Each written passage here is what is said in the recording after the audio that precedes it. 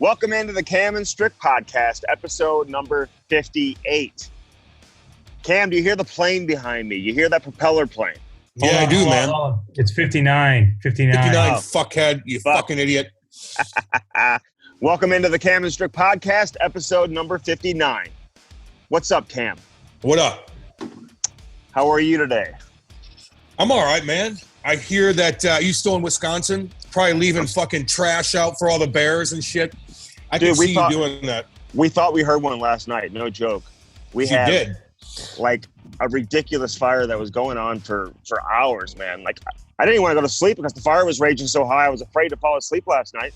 But we thought we heard a bear. I don't know if it was a bear, if it was a deer, or what was going on in the woods right behind us. So I had my head on a swivel, and I was ready to fight that fucking bear if I had to, Cam. Dude, there's werewolves up there too, man. I'm telling you, it's fucking crazy shit. Don't leave your food out, because I know you're doing that. You're leaving your fucking marshmallows everywhere. It attracts animals, man. You're going to be fucked tonight. I'm smarter than that. Did you see the video, by the way, that was online of those little tourists? They look like they were 14, 15 years old, and the bear is literally like sniffing them up and down. There's three of them, Andy. Three. Straddling them, and they didn't even move. The bear creeped up on him. Remember sometimes when you have a dog that's like fucking crazy young and it humps everything? That's kind of what the bear was doing. It was groping that girl, and she stood there. And not just that, there was another one where this girl goes in and is like, look, I'm going to film a buffalo.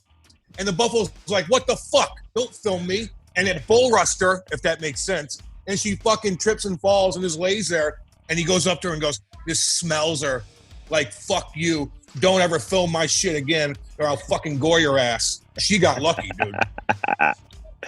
That's like doing it to like you've seen athletes like just flip out. Dude, there's another one, Andy. There's another one too. In 2 feet of, it looked like a foot of water, maybe 2 feet of water in the ocean. There's like a 7-foot shark, and it's just creeping around in that, like, in 2 feet of water. And this little kid was on his little thing out there floaty, and the shark beelines it right at the kid, and some like off-duty cop grabs the kid and like pushes him in the sand. 2 feet of water, 7-foot shark. Fuck that. Are you more afraid of bears or sharks? I would say if I'm in your situation, werewolves. But if I'm cruising around the ocean, I'm not like, oh, where's that fucking bear at? So it depends on where I'm at, dude. If I'm in the middle of the woods, I'm like, fuck, where the sharks are coming. No. So it depends on where I'm at. If I'm where you're at, though, I'd be afraid of a lot of shit. Yeah, well, no shit. There's no sharks out here in the middle of the woods. You never know. I don't understand this werewolf thing you're always talking about. Like, what are you talking about? I mean, it's kind of a joke, I would say, Andy. I don't think there's werewolves out there. Although, no. Here's another thing I saw. Look, during quarantine, I've been looking shit up left and right. You should see this video of this guy and this fucking, it looked like a wolf dog, man. And his dog went right after, and the thing pops up, and it wasn't on his hind legs. Although, fuck, if it was like 9 feet tall. And it chased the dog around. It could be fake. It could not be fake. It was up, I think, where you're at. So they got fucking wolf dogs up there. That's what I'm talking about, the werewolf thing. You just got to keep your head on a swivel, Andy. Keep the kids locked in the house. Always is. Always is. Hey, Seattle's going to announce their name for the 32nd NHL franchise. First off, how many teams do you want to see in the league? You want to see more teams? You want to see fewer teams? What's your thought on that? Well, if I was 15 years old, I want to see about fucking 80 teams, dude. But now I can't keep track of all of them, man. Like, I don't know. I like Seattle because that's such a badass town, Andy. We'll have fucking cool road trips out there. We'll hopefully convince the Blues to fly us out. Doubt that will happen. But I'd like to go do a little cool, like, fan road trip out in Seattle, watch the cruise around Seattle, which is beautiful. But, maybe Quebec get a team. That'd be kind of cool. But if they're not going to, if a town's not going to support it, and if a town's not, I don't know, interesting to me, then I don't really give a shit. Yeah, I love Seattle, though, man. I mean, Seattle's one of my favorite cities in the U.S. It's an incredible city. I know maybe it's taking some negative, publicity right now with everything, all the shit that's been going on, but it really is an incredible city. Some great people there, too. I'm happy they're getting a team. It's so close to Vancouver. It's a natural rivalry. Yeah. People love hockey in the Pacific Northwest. You don't think about that. You don't think about those communities as being hockey towns, but they really are. People love the game up there. And a lot of Canadian transplants who have moved into Washington. And you're right. They got junior teams there. They have, junior teams up in up in Oregon as well. So, of course, we're doing this about an hour before they make the name official. We could have just waited, but we decided to go ahead and do this anyway. So what's a perfect name for the team in Seattle, Cam? Seaman, baby. I don't know. Look, you know, I was thinking about it. There's some pretty funny ones on there with all the shit going down. I don't even want to get into some of the funny ones, but, you know, for me, I know it's kind of corny, but Kraken, I know a lot of people like Kraken. I kind of like that. That's fucking cool to me, man. Like if I'm looking at a team name, you can make it like green and black. I always like black on jerseys. I think you look bigger. I think your team looks scary when you have an all-black jersey like the old Vancouver Canucks in the early 90s with Pavel Bure. So if you did like a green and black with a fucking badass Kraken on the front, that's shit kicking to me. Go ahead, fight a fucking Kraken. They'll bag your ass up. I like that. What's a Kraken? Is that a fish? I don't fucking know. Well, what made you think Kraken? Has that been tossed around? I saw a movie. Oh, that's been tossed around on the internet. Okay. You've been out of the fucking loop, homeboy. You've been out of the loop. I've been staying in the loop a little bit. I talked to some people yesterday from the Blues. I said, hey, what am I missing? They said, not much. You're not really missing anything. You know, but they're not doing anything. But my wife said that she's like, how you handling not being there right now? Because it's not really like me not to be there when all this shit's going on, but there really isn't anything going on. The whole thing's a little bit weird right now. I think we'll all, you know, be excited once the games play and once the teams get there and kind of have an idea of what this is, you know, is going to look like. Having stacked games every day, watching hockey for, you know, hours on end for at least the first week or two of this thing. I don't know, dude. I'm just excited to see how it plays out and what it's going to look like because I really can't visualize it. But now they're talking about fake fans. I mean, you see what they're doing in baseball, putting fake fans in there. That's a little much, man. That's a little much for me. Yeah. What the fuck is the point of that? What the fuck is the point of that? Is it for children? Why the fuck am I going to watch a baseball game and be like, oh, I can't do it. I need fucking fake fans in the stands. Cardboard fucking fans. What the fuck? Who is baseball that desperate that they need to do that? I don't know. Hockey certainly doesn't need to do it, man. It's in your face. It's fucking back and forth. Maybe baseball does. If I'm fucking whoever in charge, I'm putting a bunch of hot-ass chicks cruising everywhere, get everybody's attention, and then when you go up to bat, you're like, oh, my God, look at all these dime pieces fucking watching me. I got to put a fucking show on. That's what I would do. You put a bunch of dime pieces in there. Everywhere. 20,000 of them. 20,000 of them. I'll take all the Instagram models that want to go down that fucking bubble down in Orlando with the NBA players, take all them, copy, paste, and put them everywhere. Then again, like you're like, fuck this. Like, talk about being under pressure. Guys will be swinging for the fences. Ratings will be through the roof. They're going to be through the roof anyway. But that's why, listen, this thing is going to be so different. TV can be so creative with how they go about doing this, just in terms of the virtual sponsorships and the virtual signing and different creative ways they're going to find ways to make money off of sponsorships and advertising. The fake fans, I mean, listen, you're going to have walk-up songs for baseball players. You're going to have crowd noise in there when they hit home runs. I mean, it's just they're going to try to make it as normal as possible. But at the end of the day, there's no fans in there. So people aren't expecting crowd noise. And you kind of just need to embrace the situation that we're living in right now with what sports are going to look like here in the short term, you know? Yeah, I think you just get used to it. I mean, shit, you don't need to force that issue. Like, if you like baseball, watch the fucking game. I don't know if it's more, again, to get the young kids involved, but if I'm a young kid, I'm not like, oh, look at that, fake fans. I'm in. I'm watching. The fuck no. It's either you like the game or not.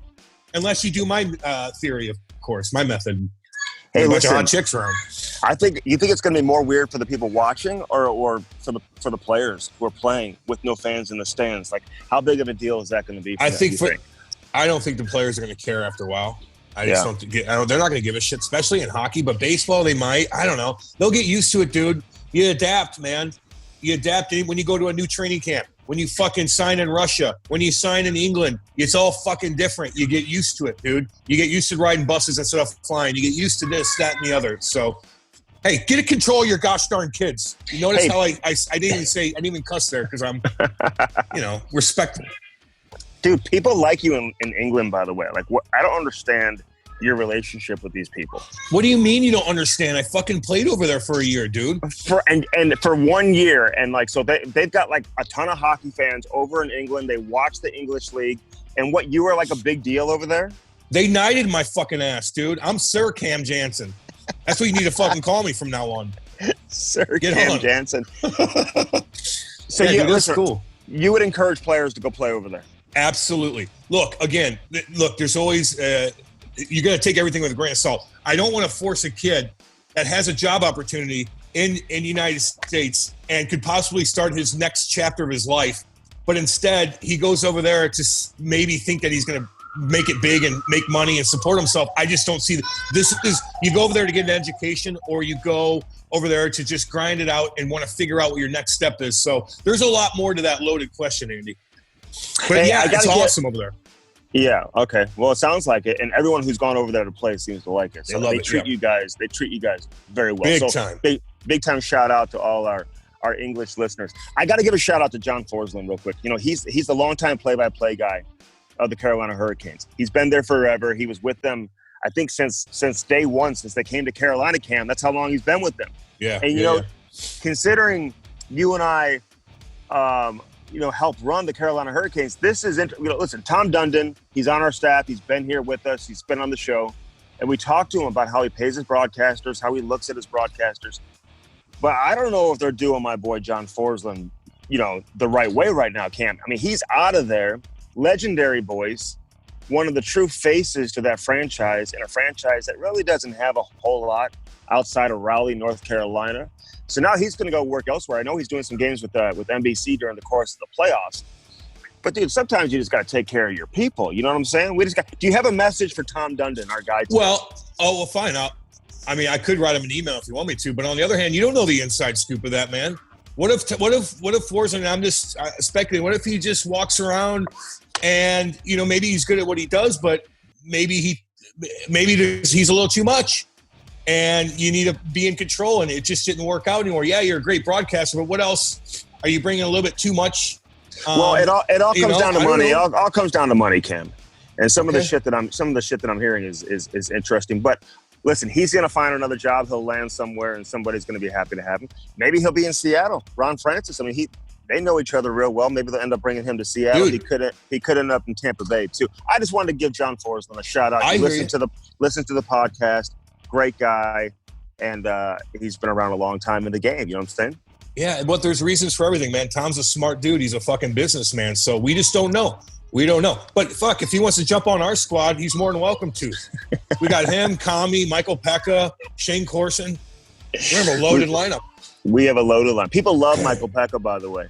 They love that show. It's one of those. I'm just glad we got him on because he's one of those guys we said last time that you forget. Some of these guys had remarkable careers, man. I mean, well, he hit after interesting careers. This fucking guy, he holds out a full year. I don't know if we'll ever see that from another top-end player ever again. I mean, who knows? Maybe we might, but, I would say it's doubtful. I always tell people, too, we like to get guests on that were big, and then they kind of were hidden afterwards and didn't do a lot of interviews and just kind of did their own thing. And then all of a sudden they pop up on our podcast like, oh, shit, Michael Pekka, holy fuck, was he fun to watch. Right. Yeah, I know. So. I'm talking to a few people right now that, listen, Cam, former players, they're not comfortable coming on some podcasts. It's not about any podcast where they pick and choose. They don't do any of them. And some guys are just not comfortable talking about their life, or if they made a mistake as a player, they don't want to talk about it. They don't want to dive into it. When you're a part of history, talking about it is, for some of these guys who don't want to go there, I think that they just released some of that emotion and tension they had built up over the years of never discussing it. They might even feel better. This is like therapy for some players. Hey, It's like therapy for me too, Andy. Anytime I talk about my past and my fucking addiction and how I got through it, man, it makes me feel good. I'm comfortable. It took me a little while to open up and be comfortable bringing it up on on a weekly basis or whenever. And I'm just completely comfortable in everything I've done with that. So it does. It is therapy, man. And I hope people really do realize that you can come on here and talk to us. Because again, whatever you've been through, I've been through a lot too, man. So I could relate to you. A lot of it was self-induced. Some of it wasn't. But again, I could relate to you, and that's why I think they feel comfortable, dude. We both can, with different things, yeah. Well, some of these guys have just had had some suspensions, had some adversity over the course of their career. But at the end of the day, you're a hockey player, man. No one holds it against you. They just want to hear your story, and kind of what you're up to now. So we'll continue to work on some of that. All right, Allan Walsh, dude. How do we break down this interview? First off, I mean, he's one of the more outspoken people on social media today in the game of hockey. Without a doubt, he's the most outspoken agent in the game of hockey. I don't think it's even close. He's had some big-time clients, continues to pump in, big-time clients over the course of his career. We didn't get into as much as I would have liked with Allan because we didn't have enough time, Cam, to be honest with you. I mean, we could have gone 2-3 hours. He had another commitment. He had to go. But in terms of records here on the Cam and Strick podcast, there is an answer that Allan Walsh gives us that I don't even know if I want to release it. I kind of want to hide it and then auction it off and see if we can make money for the longest answer in podcast history. He gave us an answer, Cam, that, hey, listen, and people can time it. They can do whatever they want. And he was great with us. He was candid. He was open. But there was one answer that was over 20 minutes, Cam. I want to see. That's the fucking he talked about his hockey career like he was Michael Pekka, Shane Corson, Mario Lemieux, Wayne Gretzky combined. And it took for 30 fucking minutes. I'm calling out all y'all podcasts. All y'all.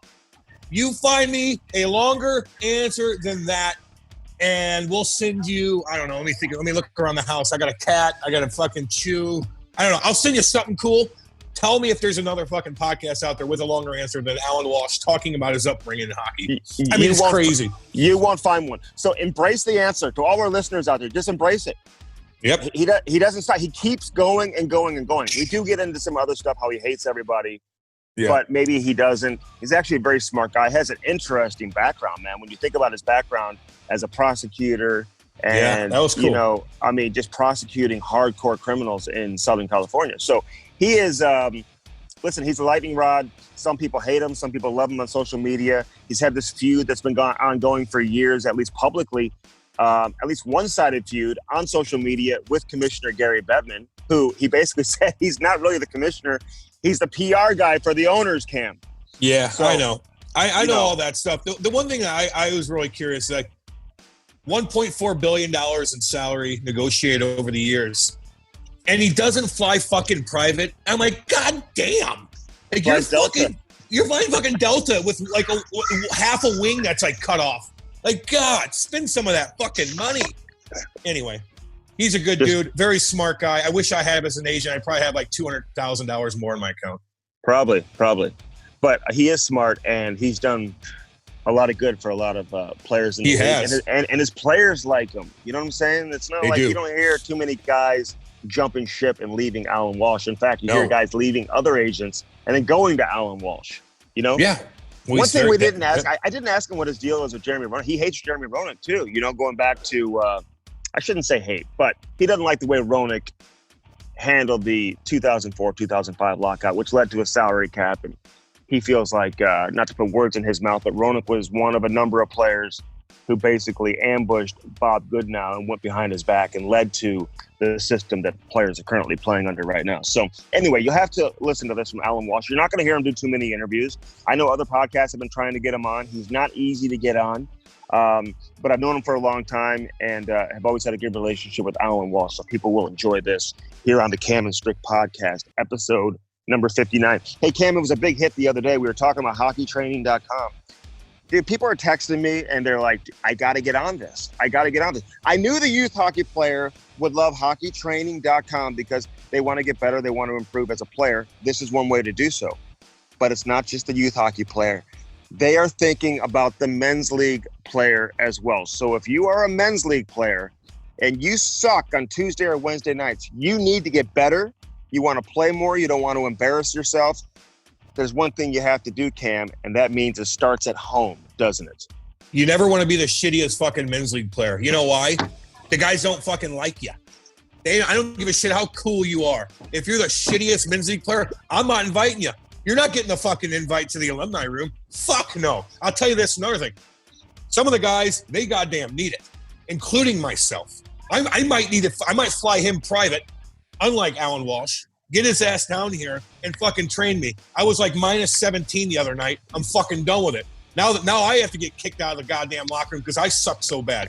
I need their training. A lot of guys need their training. It's a really cool thing. And you know what? It gets you in shape and it just makes your life. Look, you play in these skates because that's your like fun thing to do with the guys. That's what you miss. And it's so much better, just like golf or anything else, when you play good. And in order to do that, man, you got to do a little workout here and there. It's easy. Right. You get in shape, and it makes you a fucking better hockey player. Yeah, so it makes you look good. You get in shape. You're getting a workout in, but it's geared towards the game of hockey for the men's league players. So it's structured for older players, for players who may be a little bit out of shape, just in helping you guys get back in shape and improving your overall game. You're not going to have the same training program, as a 16-year-old, player that was just drafted to go into the, USHL or the OHL, who's an advanced hockey player. Your program is going to be structured for who you are, which is a men's league player. Yeah, you're not doing fucking backhand somersaults off fucking boxes onto a no, you're not doing that shit. Like, it's going to be simplified. It'll be structured towards you and what you want. So just trust me on that. It's all good. And you need it, man. You guys need it. I saw some of you fucking benders cruising around fucking taking 8-minute shifts and not even doing anything. I'm fucking done with it. Get on a program and do some backhand somersaults off the fucking back table. check, for fuck's sakes. God, Rob Ramage's son, John Ramage, I gotta give him a shout out. Poor guy. We were so fucking lazy. 5-on-1s with him. He was so pissed he left the ice. I can't have that happen. I just can't have that happen anymore. No. I gotta call these guys, man. No. Hockeytraining.com. Appreciate the support you're giving them. And again, if you're a hockey parent out there, hook your kid up. You don't have time to take him to the gym. You work every day. Bring the gym home to you. Hockeytraining.com, new sponsor we have here on the Cam and Strick Podcast. As always, the Cam and Strick Podcast is brought to you by the people over at CarShield and CarShield.com. I mean, you talk about making a difference and impacting your life in a positive way. Who does it more than CarShield? 800-857-2481. That's the phone number. Easy phone number to remember, 800-857-2481. Running a special promotion. Mention the promo code CAM, and you will save 10% off. That's CAM. You'll save 10%. CarShield.com is the website. Again, if you have something that goes wrong in your car, engine goes out, computer goes out, the muffler, whatever it is, you don't want to be stuck with a bill you can't afford right now. Have the protection you need. Get it from CarShield and CarShield.com, just like you did, Cam. Damn right. Easy peasy. Simplify my life. That's all. Simplify it. That's what CarShield does. And that's also what GadgetBuyback.com does. You talk about simplify. What's more simple than this? You crack your phone, send it to the people that'll either upgrade it for you, get you a whole new one, or they're going to fix it for you while you wait. Are you kidding me? 877-772-8880. GadgetBuyback.com. Again, if you're a business owner out there, your business is running slow, you're not bringing in the same revenue. Why is that? Because you have old equipment that's cracked and broken down.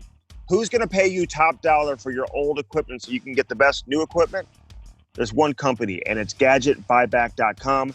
Again, that's the website to check out, GadgetLabMobile.com. If you want to check out their local store here in St. Louis, if you're in the St. Louis area, that's located in Oakville. GadgetLabMobile.com. The phone number to get all the information you need, 877-772-8880.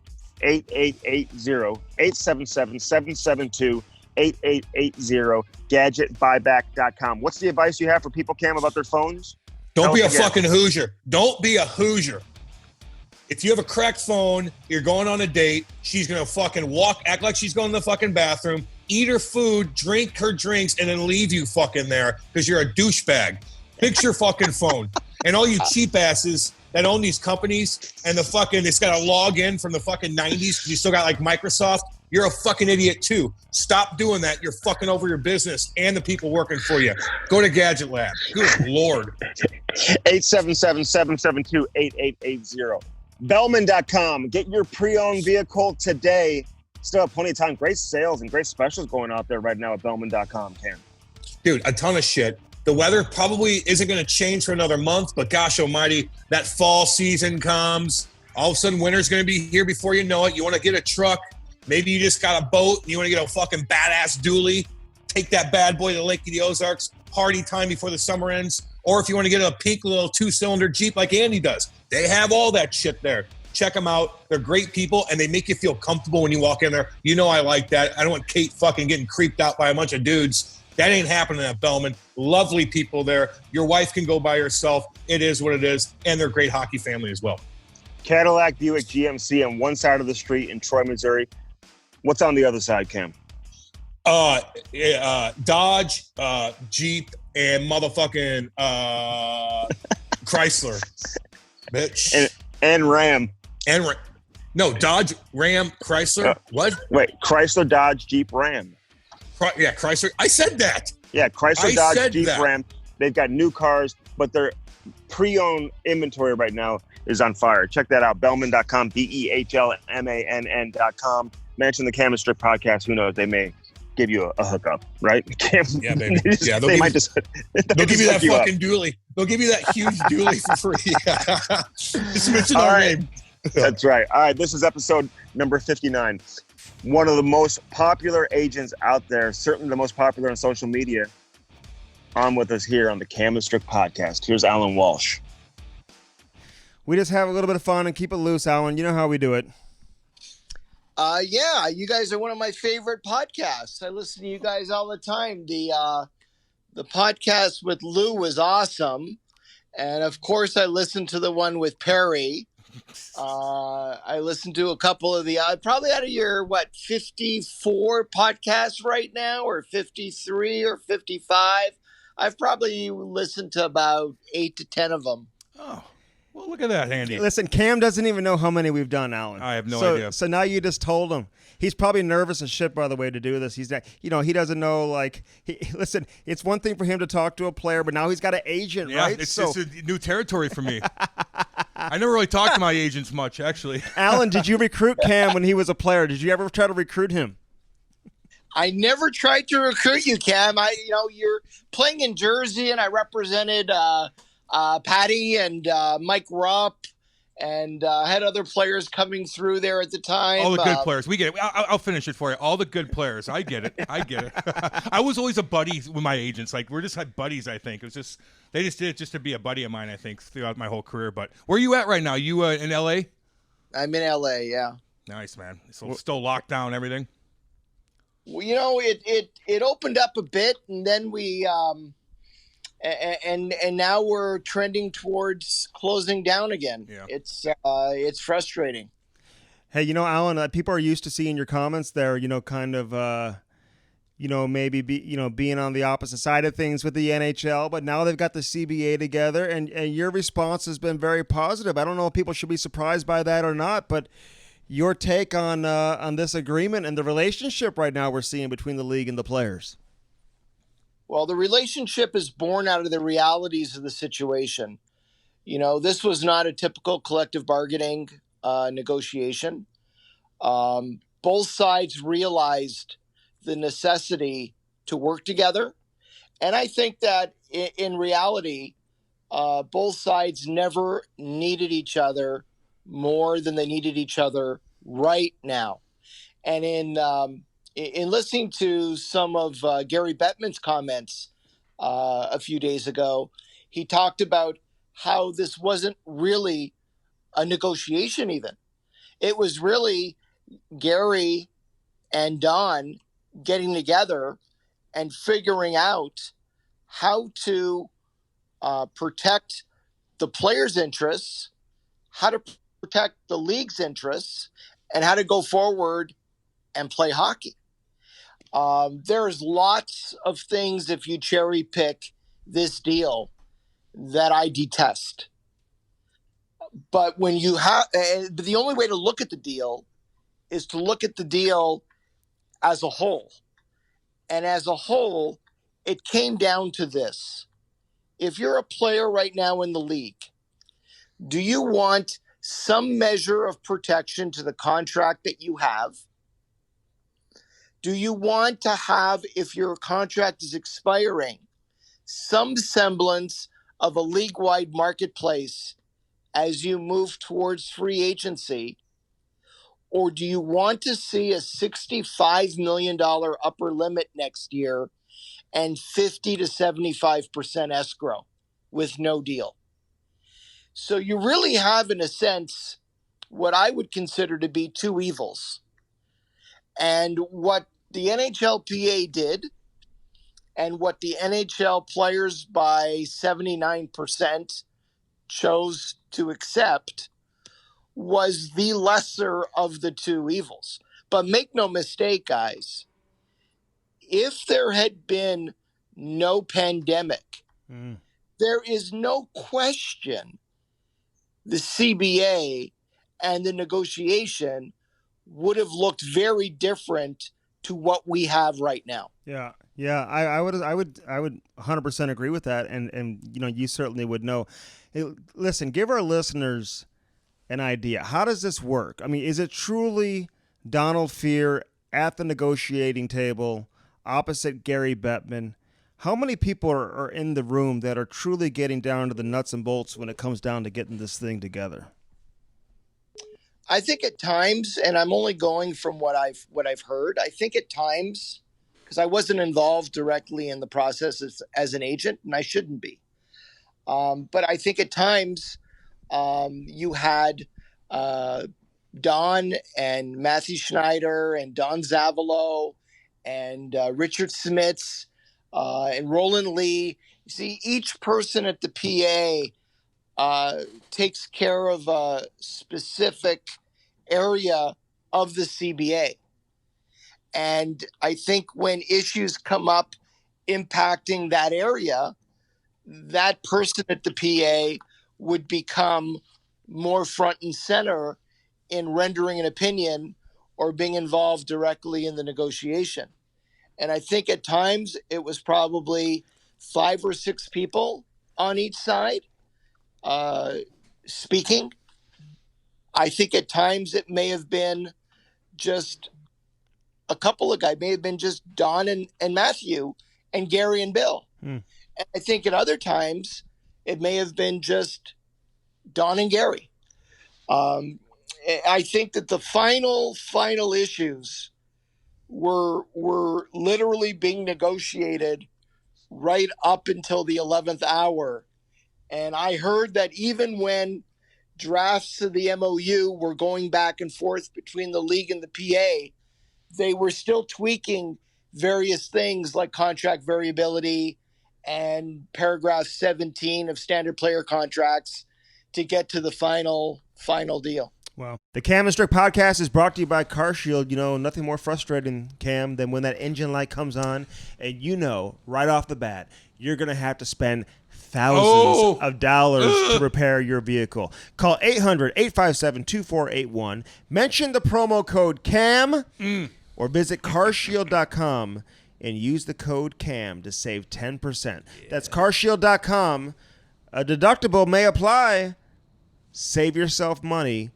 Sign up and get your coverage now with carshield.com. Now back to the interview. And now you got to go study all that. But listen, I wanted to bring you on. I've known you for a long time. You've been in the game for a long time.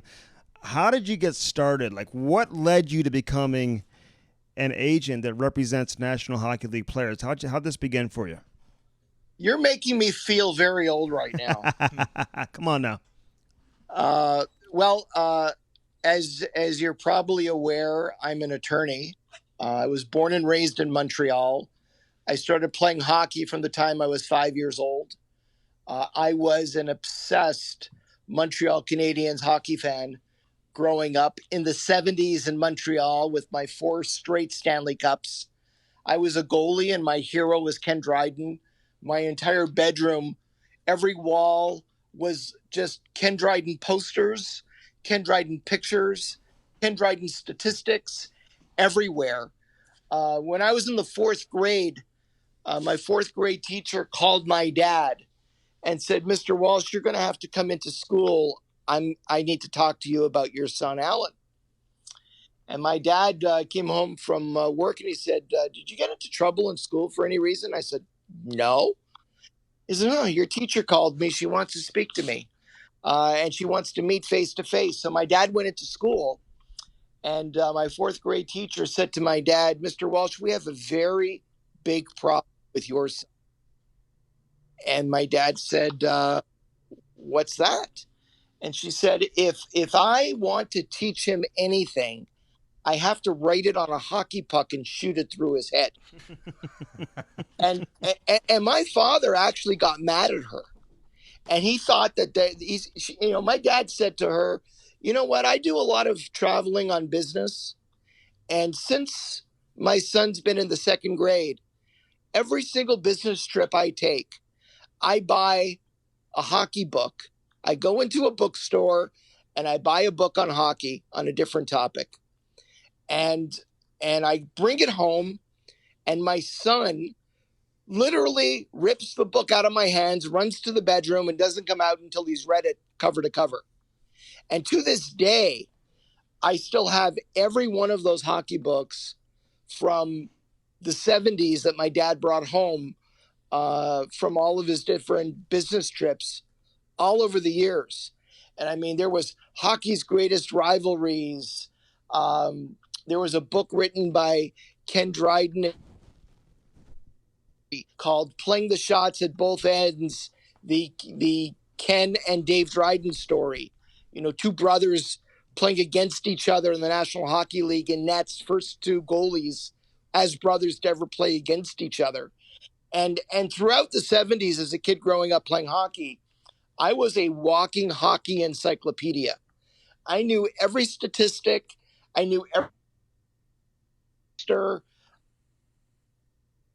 towns, where they played junior hockey, what round they were drafted.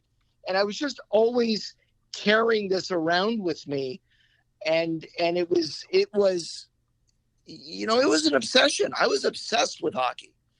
And I played it, and I played, you know, midget AA, midget AAA, college AAA. I wanted to go play NCAA hockey. I ended up playing a bit with the McGill Redmen, with Mike Babcock when he was there. But by the time I was 17, 18, I came to the realization that I was not going to be the second coming of Ken Dryden. Being vertically challenged at around 5'8", that just a pro career was not going to happen. And along the way, I always had a fascination with the law. And I remember vividly, and there's a tape cassette of my dad interviewing me when I was around 7 or 8 years old. And he says to me, Allan, what do you want to be when you grow up? And I said, in my high-pitched squeal of a voice at the time, Dad, I want to be an NHL goalie just like Ken Dryden, and I want to be a lawyer. And all through high school, while I continued to be obsessed with hockey, I always had a fascination and an interest in the law. So when I graduated from McGill University in Montreal, I applied mostly to law schools in the U.S. and really on a lark decided to come out to L.A. To go to law school out here. It was, and I'll never forget it, it was a day in February in Montreal. There was a snowstorm going on that was of the last 5 years. And I drove my car up McTavish Street on the border of McGill University, and I made it halfway up the street. My car turned sideways and started going back down the unsalted street in the middle of this blizzard.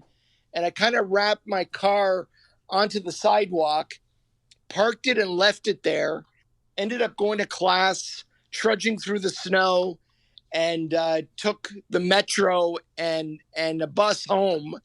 And the next day, got a ride with a friend out to my car. The car was completely buried in snow. All you could see was the antenna. And took 2 shovels out of my buddy's car, and together we got my car out, was shoveling for half an hour, and ended up being able to drive it home. And I said to myself, there's got to be a better way than this to live. And It was around that time I was already accepted to a law school in the Northeast in New York, a very high-profile Ivy League law school, and I got a calendar from a law school in California, and on the cover of the calendar was this really hot-looking blonde sitting on the beach in a bikini reading a law book. And I said to myself, yeah, that's where I got to go. And I ended up getting accepted, and they ended up giving me a scholarship. And it was July. I had a broken down old Camaro with no air conditioning. And my younger brother and I jumped in my car. I had 3 duffel bags, my stereo, and all of my Springsteen albums. And we drove from Montreal to LA. It took us 9 days. And once we passed Detroit, every day was over 100. In July, if you can imagine, no air conditioning, going through the Utah desert, going through the Nevada desert into Vegas, and then Vegas to LA. It was hot. Rolled into LA, and 5 or 6 days later, started law school. Wow. And to further along the story, my last year in law school, I worked as an intern at the LA County District Attorney's Office, prosecutor's office. And one thing that's unique about California is if you've completed 2 years of law school, you can actually appear in court with a licensed attorney next to you. So I was assigned as a third-year law student doing an internship to a unit that did felony preliminary hearings.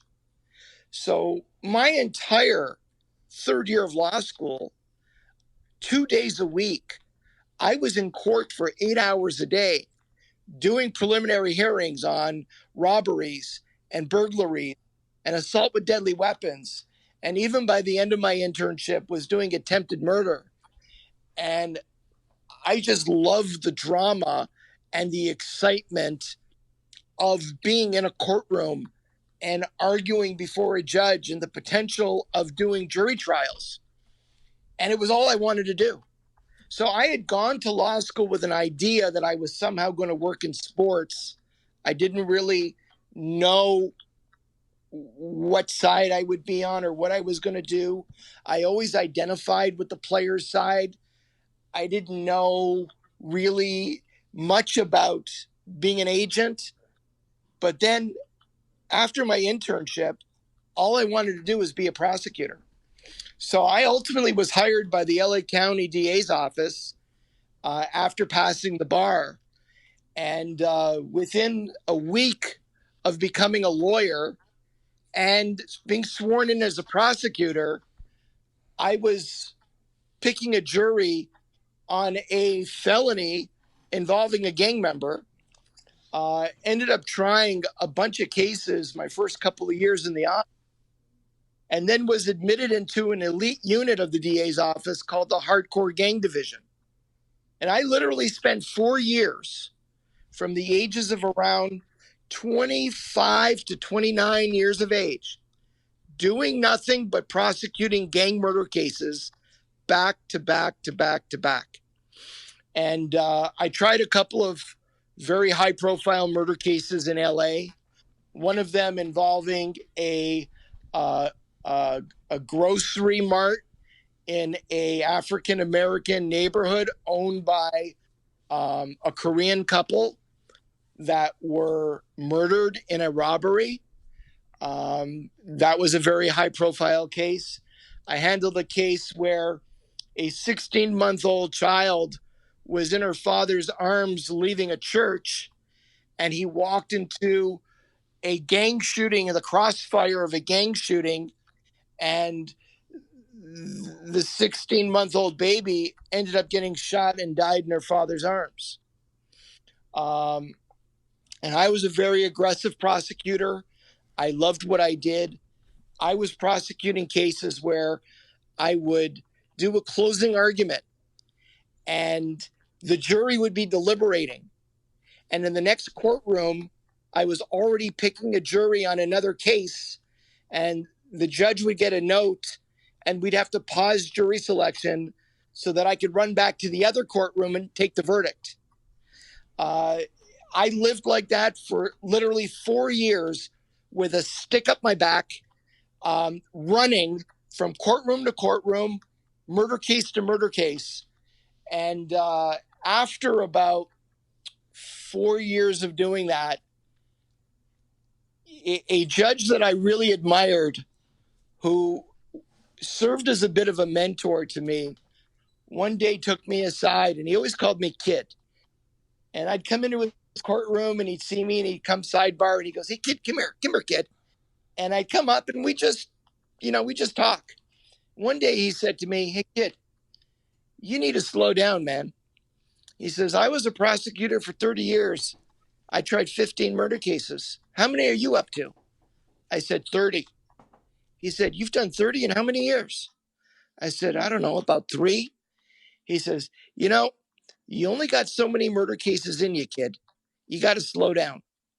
And what he was really telling me, and what I really started thinking about at that time, was as much as I loved it, I couldn't do it forever. And I got to the point where I knew it was time to move on. And I was back in Montreal on vacation from my job as a DA. And my dad had said to me, we went for dinner one night, and my dad had said to me, "So are you going to do this forever? Are you going to be a lifer at the DA's office?" And we started talking about the future. And I said, "You know what, Dad? I've been doing a lot of reading, and I really would love to go back to the reason why I went to law school. I would love to be involved in hockey in some way. And I'm thinking about being an agent." And my dad knew a journalist, longtime journalist in Montreal, a very well-known guy. And my dad called him and said, "Would you be willing to meet with my kid? He's interested in possibly becoming an agent and wondering if you could give him some advice." So I met with this journalist, and this journalist said at the end of our meeting, "You got to meet my pal, David Shadia." And at the time, I didn't know who David Shadia was. And after doing a little bit of research, I discovered that David Shadia was one of the biggest agents in the 1970s. He had represented over 140 players in the NHL, guys like Billy Smith, Brian Trottier, Denny Potvin, Larry Robinson. He represented the NHL Rookie of the Year 5 years in a row. He represented the number 1 overall pick 6 out of 10 times in the 1970s. Guys like Greg Jolly and Eric Vale. He represented the top 10 picks overall in the 1974 NHL draft. He represented Fergie Jenkins when he was winning the Cy Young with the Chicago Cubs. He had represented Andre the Giant. He was involved in a little bit of everything. He was a dynamic, maverick, groundbreaking person. And I called David. I cold called him, and I left him a message. And I just said, "Hi, Mr. Shadia. My name is Allan Walsh. I'm an attorney in LA. I was born and raised in Montreal. This journalist friend has recommended I reach out to you. I'm interested in becoming an agent, and he thinks you can give me good advice on how to get started." Now, what happened was, this is 1995. Around 1981, David's marriage broke up. He had 2 young kids, and he made a very difficult decision to get completely out of the sports business. He got custody of his kids, which was very rare for a single father back then. And he transformed himself, reinvented himself to becoming a very high-profile, successful lawyer in Montreal with a big legal practice, but only remained involved in sports on the periphery. And the next morning, I get a call back from David. And David can be a really gruff, direct guy. And he says, "This is David Shadia. How can I help you?"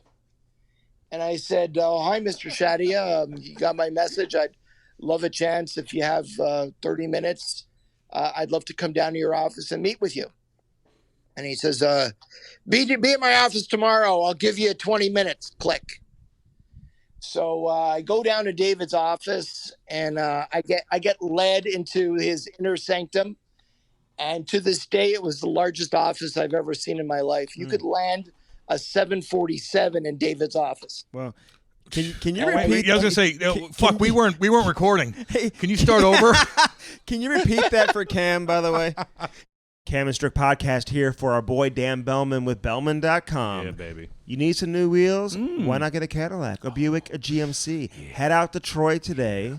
And again, don't forget about Chrysler, Dodge, Jeep, Ram right across the street. No doubt. Right there in Troy, Missouri. Visit them online. Check out their new selection, the pre-owned selection, the best service you will find anywhere in the country. Bellman.com. BEHLMANN.com. Get yourself some new wheels in time for the summer. Yeah. Now back to the interview. Hey, the big thing I took out of that whole thing is that you saw a hot chick on a magazine. Yes. You're from Montreal. You're not from Porcupine Plains, Saskatchewan. He's like, I'm going to L.A. No, but fuck that. There's hot chicks in Montreal everywhere. Yes, that is true. Oh, that's great, man. No, hey, real quick, though. Being a prosecutor, though, being in court like that, especially at a young age, did it ever get shady, though? I mean, gosh, you're putting these criminals away. You know, they're tied to gangs. Did that ever come back and kind of scare you a little bit? And anything weird like that ever happen? I had death threats during a trial involving a very high-level member of the Mexican mafia who had murdered 2 people in prison and was in prison for murder, and also put out a hit on a couple of people on the street. Back then, the Mexican mafia was controlling the drug trade on the streets. Oh yeah, and it got a little scary at times. What I used to do is, all of my friends back then were homicide detectives, and I lived and died with every single case that I had. And I was obsessed with those cases when I was trying them. And I would go into the communities with the homicide detectives and find witnesses who had disappeared. We'd be out at night. I'd be wearing a bulletproof vest, and we'd be out at midnight, 1 a.m., looking for witnesses. And often we found them. The murder happens, and 10 months can go by, a year can go by before it comes to trial. And a lot of these witnesses, the witnesses to most gang shootings were gang members. Right. Yeah, and exactly. They might speak the night of the shooting or the day after, but now the challenge is finding them a year later and getting them to talk. Getting them to come into court. And there's a unwritten rule on the street that if you come into court and testify, you're to be assassinated. So there were lots of issues in putting on these cases. The one case that has stayed with me my whole life, and I will never forget, was an 18-year-old honor student who was on his way to Stanford from LA, who through a series of unfortunate circumstances ended up in an alleyway buying a gun from 2 gang members. And he was driving an SUV, and the gang members came into his SUV, one sitting in the front passenger seat and one sitting in the back. And the gang members said to the victim, this high school honor student, "Do you have the money?" And he said, "Yep, right here." And he said, "Do you have the gun?" And they said, "Oh yeah, we got the gun." And at that time, the person in the back seat pulled out a knife, reached around him in the front and stabbed him in the chest.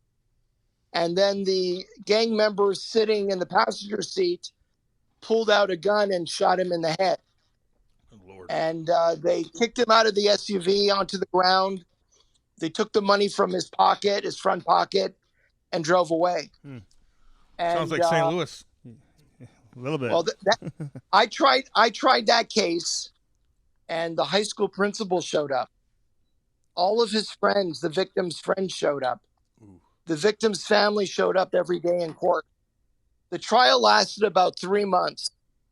And during that trial, I felt like I was going to die. I had hair falling out. I lost about 15, 20 pounds. I had not slept one good night the entire trial, not more than 3-4 hours.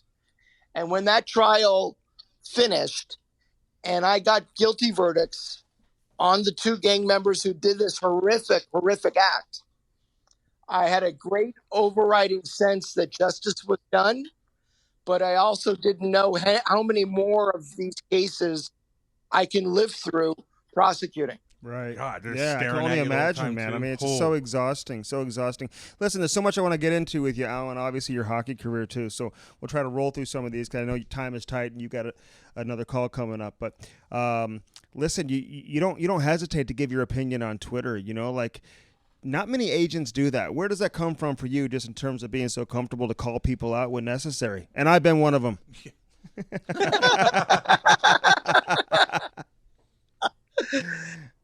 You know, when I decided to get into the agent business, and as I started learning the business, I had in my mind a great interest to do things in a different way. I go to bed every night thinking about my clients. I don't ever want to go to a bar with a client and drink beer. I don't want to be that guy. I want to be the guy who is advising their career, negotiating their contracts, the person they can turn to in the darkest moments of their life. I've had players reach out to me with off-ice issues, personal issues, anxiety and depression issues. And, you know, my clients are like part of my family, but I've never had the desire to be a buddy. I've never had the desire to pal around with them, to hang with them, to be part of the entourage. You know, I've always kept a distance from that on purpose. But as I started fashioning the kind of agent I wanted to be in the business, I think it's part of my DNA. It's the way I was when I was a prosecutor. I will defend my players. I will protect my players. I will speak out. And as the years have gone by, I think my position in the game as a more prominent agent has also occurred, where my voice has started to count a bit in some circles. Personally, I don't know why anybody would listen to me, but apparently some people do. And as that position has occurred, I feel a responsibility to speak out in favor of all the players, but really more just on behalf of my clients. And what I would say back to you is this: why don't more agents do it? Why aren't there more agents speaking out and protecting their players? Or if somebody is crossing the line, stand up and say, hey, you've crossed the line here, and I'm not going to represent my player and allow you to do that. And I'm amazed that to this day, it's not happening, and it doesn't happen more often. Yeah. So Jack Edwards is one of those guys because he called out Roman Polak, who we've known forever as well here in St. Louis. One of my favorite players. Great dude. I've ever gotten to know. Used to run into him at the dog park all the time with his little kid. Our kids were about the same age. He had a dog. I had a dog. And, that's cute. And you got a broadcaster just calling him out when he's hurt. And that got your attention, didn't it, Allan? Yeah, it did. Roman is laying on the ice with his eyes closed.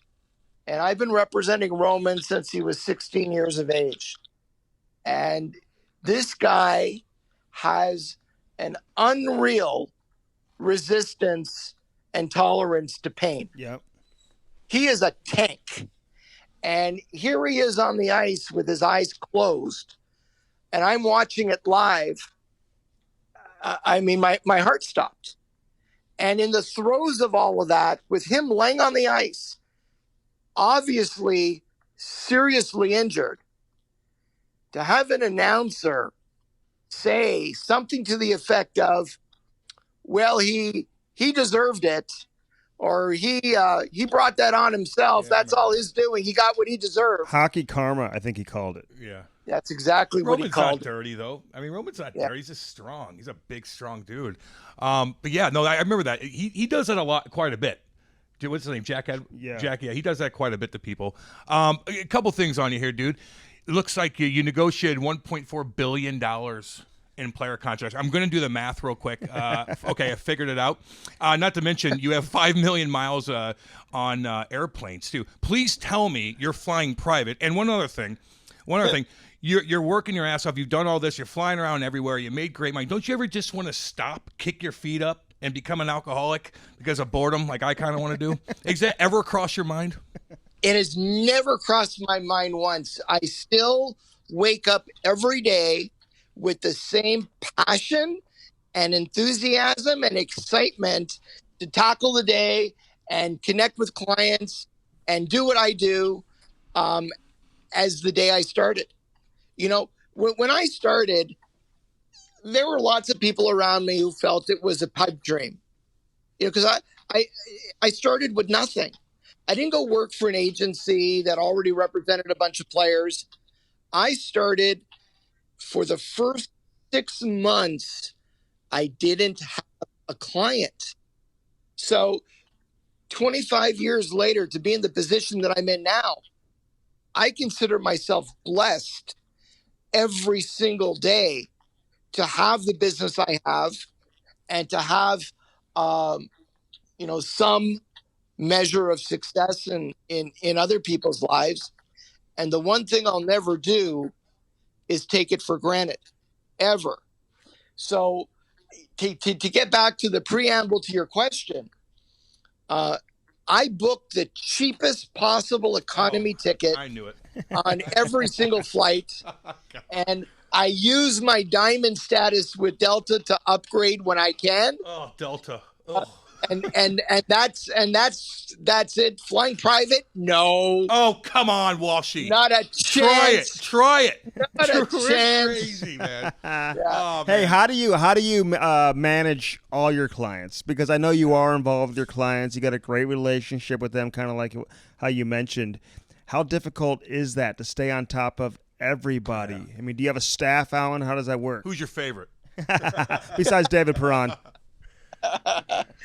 How do you manage it? Yes, I have a staff, and my staff is great. And I've got people that work with me now going on 20 plus years. And I'm a big believer in treating the people who work with you very well so that they are never motivated to want to go anywhere else. Mm-hmm. I think that it's very important to run a smart business. But at the same time, the relationships between me and my clients are sacred. And whether it's players who've retired, whether it's a Marty Havlat or Patrick Elias or a Mike Rupp, I'm still in touch with all my retired clients on a regular basis. I'm part of their lives and they're part of my life. And it doesn't end when they stop playing. But the way you stay involved to the level that I do is just, in my opinion, it comes down to being dedicated to do it. The job of being an agent, if you're going to be successful, it's not a 9-to-5 job. It's a lifestyle. And I have an amazing wife. We've been married now over 20 years. I have a 17-year-old son, a 16-year-old girl. They have sacrificed a lot in understanding that wherever we are, if there's a call coming in and I need to take that call, I'm going to take that call, because I don't punch a card. I'm not on and I'm not off. When it comes to my clients, I'm on all the time. And it's that level of being a workaholic, which I've been my whole life. You know, I'll lay in bed at night at 3:00 in the morning, staring at the ceiling, worried about a guy. We're constantly connected. We're constantly in touch with each other. Not just one guy, two guys, five guys, all my guys. And whether you're a fourth line guy or whether you're an NHL superstar, if I'm representing you, you got me. I'm with you. Hey, I'm always going to go to bat for you. Yeah, how young is too young to recruit a player? And what do you think about the competition between agents? Because just because you have a guy, Allan, doesn't mean they're not going to switch. I mean, I see the agents lurking underneath, walking out of the building every single night. Bird watching. Oh, yeah. I mean, they're there. Do you worry about that? And how much does that bother you when guys do that? You know, I never look over my shoulder and worry about that, because if you're doing your job properly, anybody can talk to your client. Let him go ahead. The client will never go anywhere. A happy client is never going to change his agent. Never. And if for some reason a client isn't happy, you're probably looking over your shoulder a lot, which means you're not doing the job you should be doing. Mm-hmm. And I think there's lots of really good agents out there that I have tremendous respect for. And I think there's some agents out there I wouldn't let represent my poodle. You got a poodle? I knew it. I knew it. Hey, Walsh, did you ever worry about players wanting to negotiate their own contract? And what do you say to somebody that wants to do it? Maybe with a Lou Lamoriello or something like that. You see guys tend to negotiate their own contracts. What do you say to them? I think that there's an old adage that the lawyer who represents himself is a fool for a client. I think the worst thing a player can ever do is represent himself. It tends to get personal. If you look at the deals of players who have attempted it, I can point out specific parts of the deal that the player, based on his inexperience, either didn't get signing bonuses in the year he should have to protect the deal, or didn't get the kind of trade protection he probably should have had given his status in the game or his status with the team. I don't think it's ever really worked out for a player. I respect any player who wants to do that, but I certainly wouldn't recommend it. I wouldn't recommend it because there's too many conversations between a player and a GM where the situation could fall off the rails, that an agent can act as the buffer to be able to keep things from getting personal.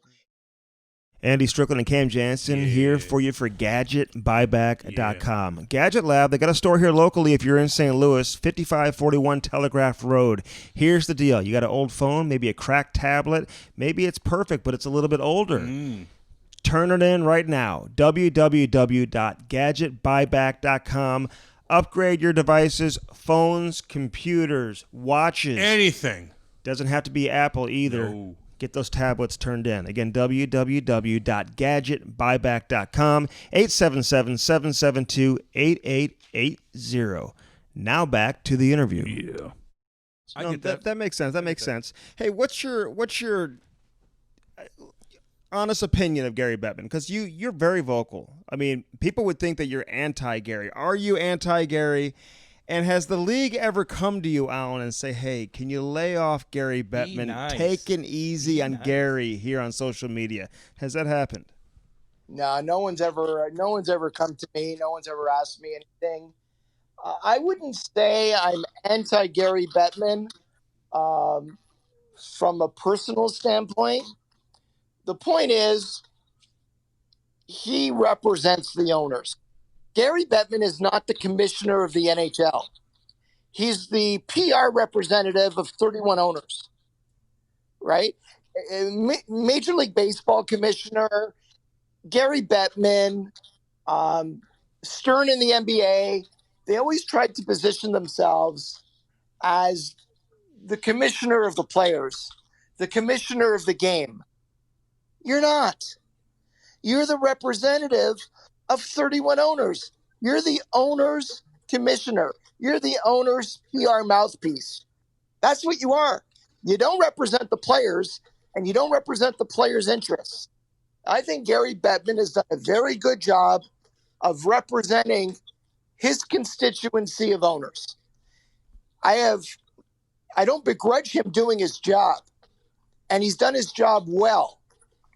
But I also think, going back to when he came into the commissioner job from the NBA, after the 92 strike, the only time the NHLPA ever went on strike 10 days before the start of the playoffs, if you go back to 94-95 and the half-season lockout there, and the 2004-2005 lockout that cost us a season, and the 2012-13 lockout that cost us half a season, Gary Bettman's CBA strategy has been, in all three of those negotiations, lock the players out, soften them up, try to make the best deal for the owners he can make in January on his terms, and if he can't make that deal, cancel the season. Yeah. And I think that's a very unfortunate way to go about collective bargaining. Oh, yeah. Yeah, well, I think there's two of people them. out there that would agree with that for sure. Hey, it seems like you have a lot of players from the Czech Republic. You mentioned your background in Montreal. You've got a lot of French Canadians as well. Is that on purpose? Do you focus on those areas? Is that coincidence? How's that happen for you, Allan? You know, a long time ago, when I was starting out, I got on a plane and I went to Czech Republic. I had a meeting with a couple of NHL scouts, former NHL players who were from Czech Republic at the NHL draft. And at the time they said to me, "Hey, Allan, you need to come to Czech Republic. There's 2 agents. That's it in the whole country. And every player has a choice to go with one agent or the other. And both agents are representing 200 plus players here. And it's a disaster. And the few best players from Czech, represented by each agent, are getting attention and being taken care of. And literally, the other 185 are getting nothing from their agents. And it's a travesty. And we would love if you would come out here. We'll introduce you to coaches. We'll introduce you to parents. We'll introduce you to players. And we would love for you to get involved. And we think if more agents come to Czech Republic, if you can start representing 5 or 6 guys each year from Czech, you know, you're going to make the other guys work harder taking care of their guys. It'll be good. The competition will be good. So I had never been to Czech Republic before. I got on a plane. I flew to Prague, and I did just what they asked. I started meeting with coaches and parents, and players, and I started driving around. I went from Prague to České Budějovice to Brno to Litvinov to Cetín and Olomouc. I drove all through the country, and I found a country with a deep, deep hockey tradition, people who loved the game. It was very much similar to me to Western Canada, and it just clicked. And I started signing players. I think Marty Havlat was my first really prominent player from Czech Republic, and Milan Michalek, and then Patty Elias, and it just and then it went to like Thomas Vokun and Radek Dvorak, and I started working in Slovakia, and it really was, my first beachhead of representing players from a specific region simultaneously with Quebec and Ontario. I just really felt a special connection to Czech Republic. Well, and hey, before we let you go, I mean, you talk about players and general managers, how it can get personal. Does it get personal with an agent and a GM? And would you ever steer a player away from a specific team because you can't stand that GM, Allan? And are there GMs out there that you just don't get along with? No matter how much you work with them, it just doesn't click between the two of you. Never. I've always looked at it like a business discussion. There are friendships over years that develop with certain GMs, but I find when you're actually negotiating deals, especially in the cap era, the negotiations are very much academic. They're very much statistics based, leverage based on the player's years of service in the league, analytics. I'm a huge proponent of analytics and using them in negotiations, and really the conversations are very rarely, very, very rarely, if ever, get heated. And there isn't a GM in the league, and I can't recall a GM going all the way back over the years that I personally haven't liked. But there are some GMs you like more than others. Right. But it doesn't impact your negotiation. I would never, because I might like a guy more than another guy, advise a client to sign with a particular team based on the fact I might like a guy more. Yeah. That never comes into play. Well, we got one more for you here, and it's actually not even a question. I'm getting kind of worried about you. Bruce Springsteen did call me, and he's a little bit nervous. He said you saw him over 120 times, and he's going to consider it stalking now. So I had to relay that message to you, buddy. 120 times? How do you even do that? You're working all damn day. You're not taking anyone's call when you're at a Springsteen concert. The boss, there it is. Now. There it is. There's his weakness, Bruce Springsteen. I have gone to Springsteen concerts. I have dragged clients to Springsteen concerts, and they've become lifelong Springsteen fans from the time that I've taken them with me to shows. My first show was in 1978. I was hooked. Every Springsteen album, I identify with a period of my life. I'm sure by now, I lost count at 120. I'm sure it's probably. He said 190. It's up to 190 now. No. It's not 190, but it's probably around 140 over from 1978 to today. It's probably in the 140s. Damn. And I love the boss. I love his music, and I love going to his shows. Yeah, well, Andy's seen Taylor Swift how many times? 15 before he had kids. Good one. Walshy, man, appreciate it. But you didn't answer the question. What's the youngest client you ever recruited? By the way, how young will you recruit? Do you wait till they get to a certain age? It gets crazy being 13, around the youth 14? Hockey circuit. I see them lurking. How young will you recruit a player? I mean, around 15, 16 is when players are all attaching with advisors or agents. Family advisors, they call why does a player at 13 or 14 need an agent? No, they don't need one. The parents want to tell everyone they have one. That's what it is. No, but I had Scotty was talking to Scotty Norton back in the day. He talked to my dad. My dad didn't know anything, so he kind of was his kind of conduit to what we needed to do moving forward. So it did help, in my case, my family out. Yeah. Yeah. And then you fired him. Then I fired him. But it is what it is. But we love him. We love him. He listens to the podcast. That was a long time ago. We're buddies now. But that's right. Walshy, thanks a lot, bud. Appreciate it. Alan, appreciate it, man. Yeah, start flying private too, will you? Exactly. I mean, seriously. And start, United, come on. Start representing some media guys. Let's go. Yeah. We need some representation over here. Damn right, dude. You guys got my number. Right on, Walshy. Enjoy yourself. We'll be in touch, man. Thank you. All right. Yep.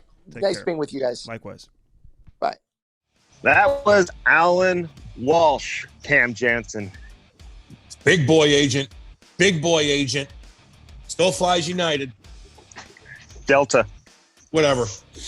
Now, he's a big deal, man. And you know what? He loves his – look, people like him. Like, the players trust him. They trust that he can answer his fucking phone call. And all he does is work. Like, that's all he does is work. And I'm just like, God, why? Like, why do you work so hard? But damn, well, they're in the service industry. I mean, think about if you're a player, man. Don't you want that from knowing your guy always has your back. He's gonna have your back. But you know what? Listen, I know he's outspoken and he's loud on social media and he gets into it. You know, he'll take on Roenick, he'll take on a reporter, he'll take on the league, Bettman, whatever. Your boy from the Boston Bruins, the play-by-play announcer. Why you say he's my boy? Why is he my boy? I don't. He fucking chirped me too, that motherfucker. You said you like the way he calls fights, though. That's a different story. You can still be a fucking dick, but whenever we're not just like, oh, here's a fight developing. Get into it. Fucking get into it. I'm eating punches. At least fucking you get into it too. So I like that. That was funny. He went after Jack Edwards. But what I'm saying is, you talk to NHL GMs, you don't hear too many bad things about Allan Walsh. General managers like dealing with this guy because he's kind of old school too, man. He just gets to the point. No drag out drama. He's a fucking smart dude, and they realize that, and he's honest. And I think that, and I think GMs can appreciate that, and so I think that they know that they have to work with a guy like him. And again, if you're a player and you want your agent to be a fucking psycho workaholic. Now, would I want to do that with my life? Fuck no. But that's what he does. And if you're a fucking player, I'm like, yeah, man, I'm with you, dude. You cost a lot of money. You're taking a lot of my money, but I don't give a shit. You're making me money. No, for sure. And he's got that legal background, man. I mean, he's just hardcore. There it is. But negotiating contracts it's just never been easier, man. I mean, the numbers are all like drawn out for you in terms of what the analytics are, what the comparables are. You just plug and play, and then all of a sudden you come up with a number. For most guys, it's not that hard. Unless you have some, well, I guess all the extra intangibles, like what Michael Pekka was saying a couple episodes ago, was hard to negotiate. That's why he kind of sat out. Like, you can't negotiate heart. But you can now, I guess, when you crunch the numbers of like stick check, stick battle, stick in lanes, you know, puck. Like, there's just so many things that you could crunch down and fucking form into is it a hypothesis? I don't know what the fuck. Well, it's like how many games have you played? How many games have you played? How many points do you have? I mean, it's just like it's just basically all the comps are there for you it's not that difficult to find out a player's value. But listen, this guy is good, and he's been doing it for a long time. So we appreciate Allan Walsh coming on the podcast here on the Cam and Strick Podcast. All right, as always, it's brought to you by CarShield and CarShield.com. Again, Cam, how many different ways do we have to say it? If you're stuck, if you have an old car, if there's a chance it's going to break down, or you have a new car, it doesn't matter, old or new. Simplify your goddamn life. Don't piss me off and have to like fucking really beat this in your goddamn head. It's simple. It's easy. It's worth it. And it saves you time and money, man. It honestly does. But go ahead, Andy, because they are the real deal. Promo code CAM, by the way. Promo code CAM, by the way. That's all you know about it. Promo code CAM. They fucking fixed my truck. They fixed my truck, dude. Dude, make sure you have the same protection the Cam had. Yep. Promo code CAM, you'll save you 10%. 800-857-2481. 800-857-2481. CarShield and CarShield.com. These dudes are unbelievable. Same as GadgetBuyback.com. Again, if you're a business owner, trade in your old tablets, your phones, Apple Watches. Are they old? Do they look battered, beat up? Are they cracked? Dude, you got to get those fixed. Who else is going to pay you top dollar for it? Nobody, except GadgetBuyback.com. It's an incredible, incredible company. GadgetLabMobile.com. That's the website to check out if you're looking to head to the St. Louis location. They're in Oakville. Just call this number, 877-772-8880. 877-772-8880. 8880. Of course, Bellman.com. Get your pre-owned car, new car, Cadillac, Buick, GMC, the Chrysler, Dodge, Jeep, Ram, all in Troy, Missouri. Check them out online. Bellman.com, BEHLMANN.com. Huge hockey supporters. Love the old school game as well. And these guys have been in the game for years. They are truly the OGs of selling cars here in the Midwest. And we love having the Bellman Company with us on the Cam and Strick podcast. Of course, hockeytraining.com, Cam. I want to let you just handle this for a second. Talk about hockeytraining.com. If you play hockey and you're in a men's league and you're the worst player on the team, the guys fucking hate you. Don't be the worst player on the team. Fucking work out, get a little bit better. It makes your life a lot easier. The boys will actually talk to you in the locker room now, and they'll actually invite you back to the next fucking skate. You got to train a little bit. It's suited for guys of your age. You're not a pro hockey player anymore, but you need to be helpful on your men's league team. This is a perfect kind of training for you. Fucking do it. It'll make the skates a lot more enjoyable. But you know what? There's frustrated hockey players out there who are in their 40s who never made the best team as a kid, never got that college scholarship, never made a junior team, and they've carried that with them forever, Cam. Like okay? you. This is a way for somebody to now, even at an advanced age, to train like a hockey player. You were reading your fucking resume. Okay. Send him a fucking package right now. Send him the fucking pamphlet. Train like a player and improve your game.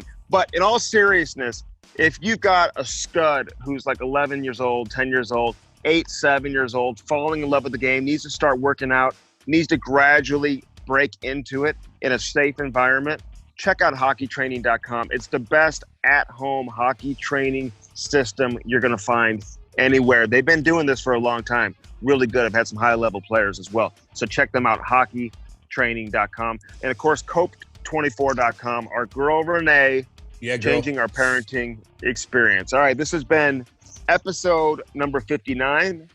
Cam Jansen, I'm Andy Strickland. We thank Allan Walsh for joining us on this episode. Check us out everywhere: Twitter, Instagram, YouTube, Spotify, Google Play, iTunes. You know where to find us. Cam and Strick Podcast, and of course our Cam and Strick video clips. We bust those out every single Wednesday. Had one earlier this week with John Scott and Cam Jansen as we break that down. So be sure to check that out as well on Twitter and Instagram. This has been Allan Walsh. I'm Andy Strickland for Cam Jansen. Until next time on the Cam and Strick Podcast.